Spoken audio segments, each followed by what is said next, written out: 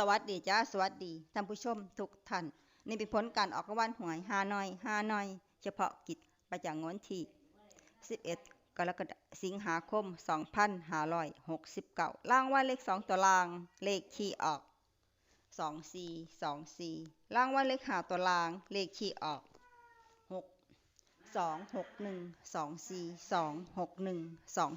62612426124124รางวัลเลข2ตัวบนเลขที่ออก1616รางวัลเลข3ตัวบนเลขที่ออก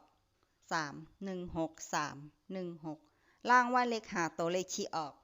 99316 99316นี่ก็เป็นผลออกมันหวยฮานอยเฉพาะกิจประจำงวดที่11สิงหาคม2569ขอให้โชคดีมีชัย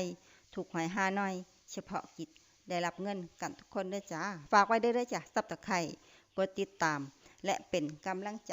ขอขอบคุณทุกท่านที่เข้ามารับชมและรับฟังแล้วมาพบกันใหม่ในผลการออกหวยฮานอยในเวลา